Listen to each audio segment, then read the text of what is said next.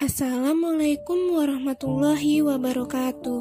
Pada video kali ini mengenai inspirasi sains penciptaan makhluk hidup menurut Surah Yasin ayat 71 dan 77. Sebelumnya, apa sih inspirasi sains itu?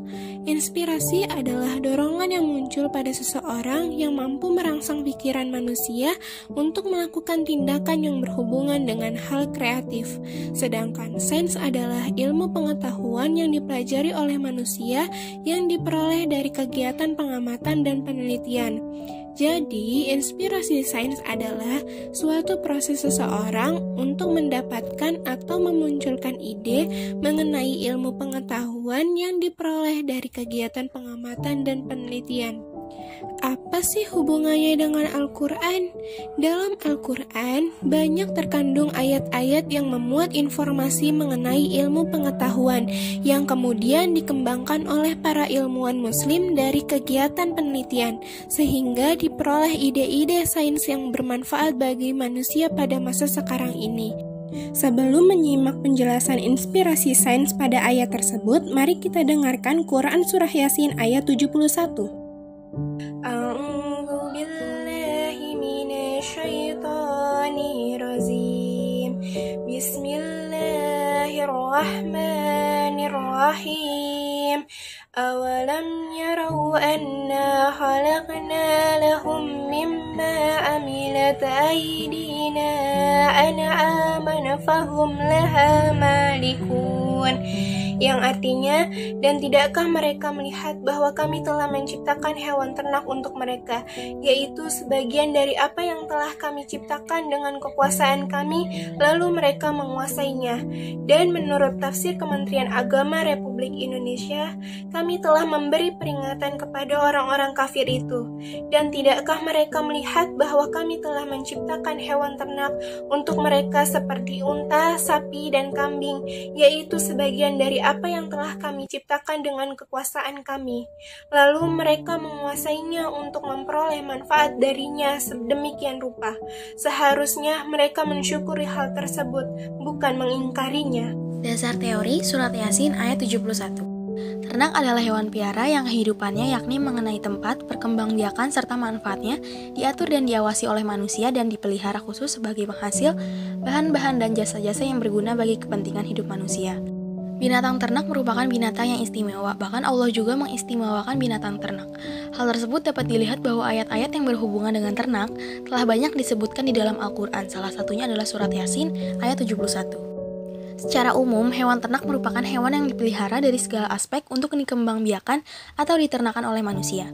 Adapun tujuan pengembangbiakan tersebut ialah produksi agar hewan tersebut kelak bisa menghasilkan sesuatu yang dapat dikonsumsi manusia, guna memenuhi kebutuhan hidupnya seperti telur, susu, daging, dan lainnya.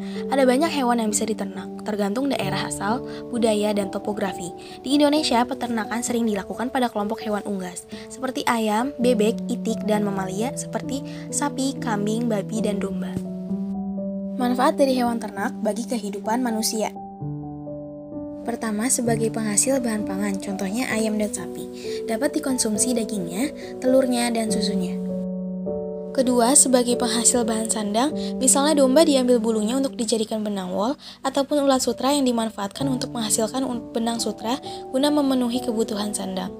Atau kulit sapi dan kerbau dimanfaatkan kulitnya untuk membuat jaket.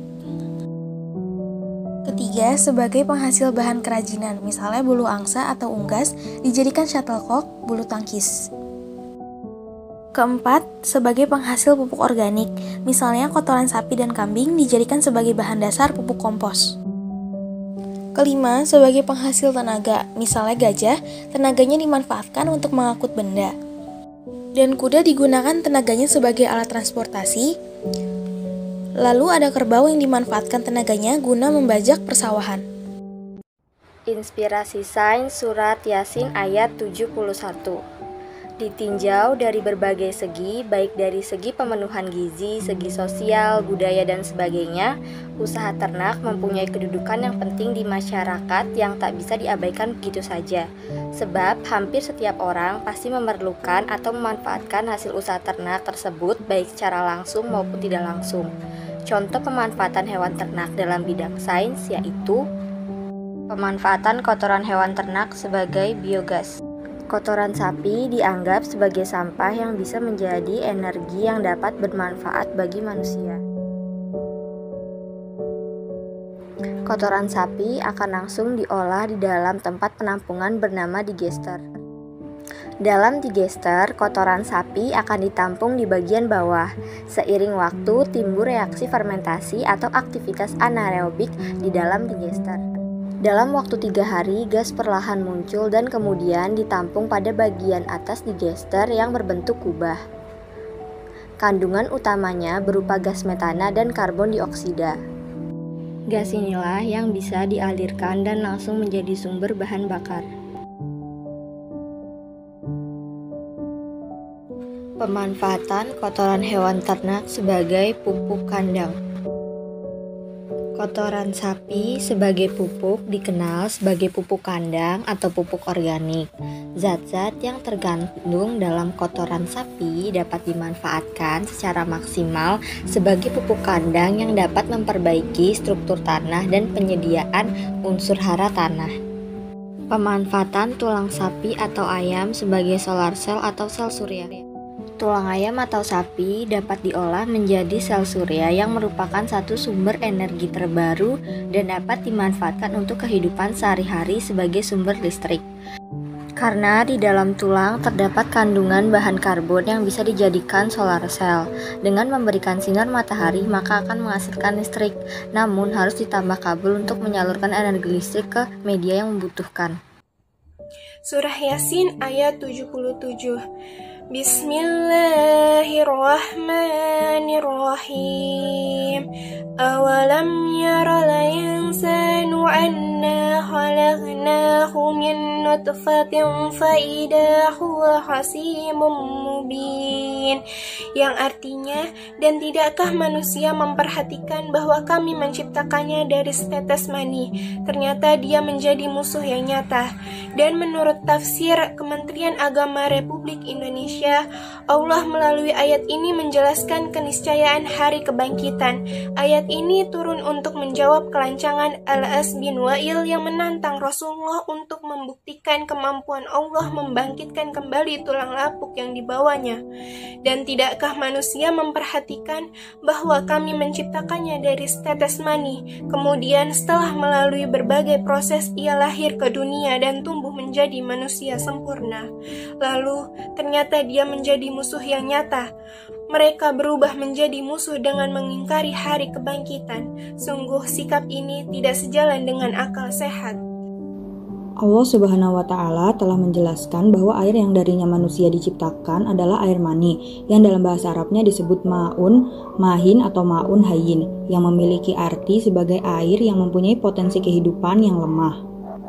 Berikut ini merupakan perkembangan janin dari minggu ke minggu. Minggu pertama setelah sel sperma berhasil membuahi sel telur, maka akan terbentuk jaringan yang akan menjadi cikal bakal janin. Pada minggu kedua, sel yang dimiliki embrio membentuk lapisan yang nantinya akan menjadi organ dan bagian tubuh.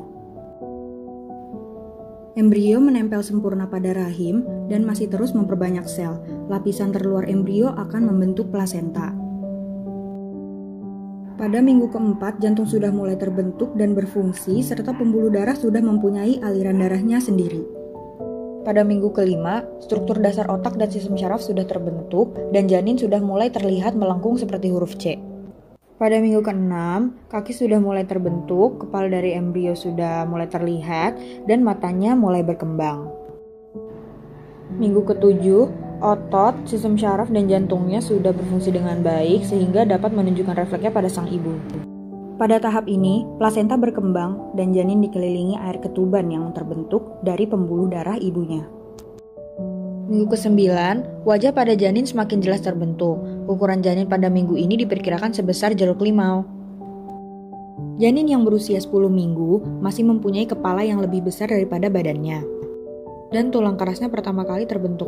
Minggu ke-11, tulang wajah mulai terbentuk dan kelopak mata masih tertutup hingga beberapa minggu ke depan. Minggu ke-12, mulai terjadi pematangan organ yang telah dibentuk sebelumnya. Minggu ke-13 sampai 17, indera perasanya terbentuk dan mulai bisa mendeteksi cahaya. Dan pada minggu ke-16, janin sudah bisa dilihat jenis kelaminnya. Pada tahap ini, janin mulai bisa mendengar dan memberikan respon tendangan. Selain itu, kelenjar minyak dan kulit sudah mulai bekerja. Minggu ke-23 sampai ke-26, janin akan semakin aktif dan berat badannya semakin bertambah karena sudah memiliki lemak, serta rambutnya tumbuh di usia minggu ke-25. Minggu ke-27 hingga ke-31, pada dasarnya semua organ dan sistem tubuh sudah semakin matang dan akan terus berkembang hingga kelahiran nanti.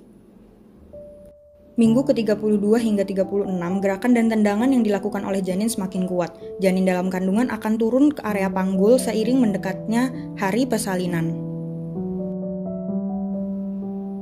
Minggu-minggu terakhir dalam kehamilan, berat janin mencapai 2-3 kg dan panjang sekitar 46 cm. Semua organ sudah terbentuk dan berfungsi dengan baik.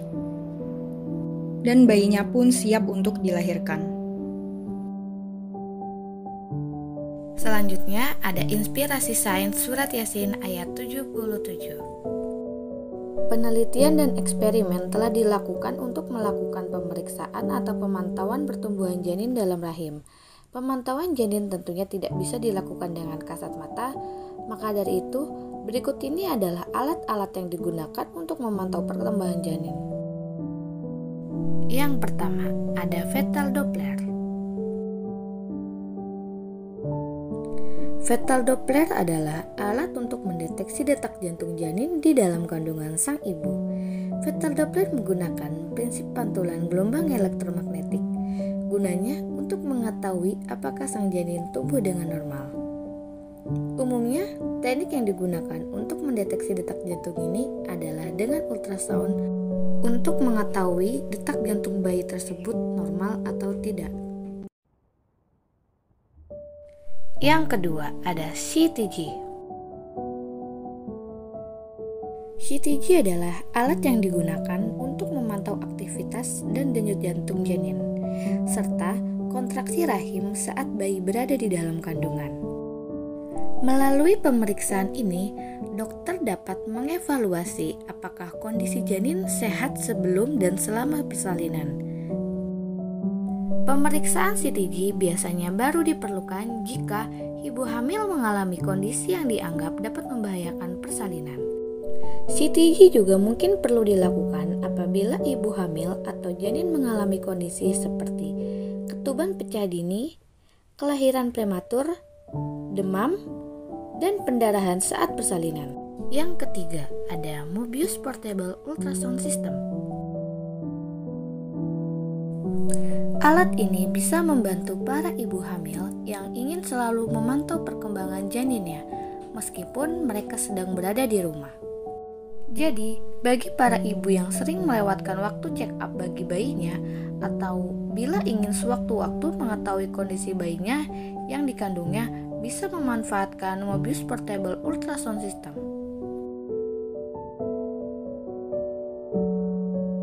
Yang keempat ada USG.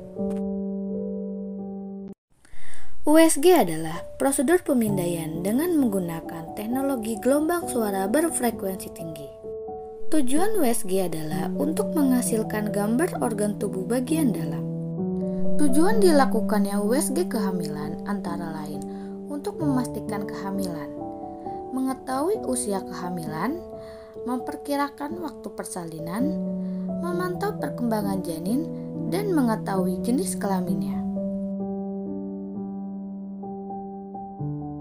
Dan yang terakhir ada Testpack. Testpack adalah alat uji kehamilan yang bekerja dengan cara mendeteksi hormon HCG. Hormon ini umumnya diproduksi setelah sel telur yang telah dibuahi menempel di dinding rahim. Saat hamil, produksi HCG melonjak sangat tajam, hingga meningkat 2 kali lipat setiap 2 atau 3 hari. Hal ini umumnya terjadi sekitar 6 hari setelah pembuahan terjadi.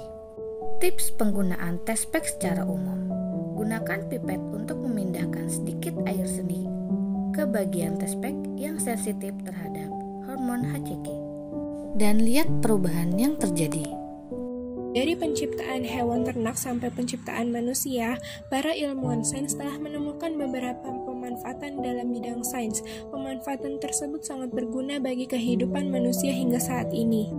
Sekian yang dapat kami sampaikan, kurang lebihnya mohon maaf. Wabillahi taufiq wal hidayah. Wassalamualaikum warahmatullahi wabarakatuh.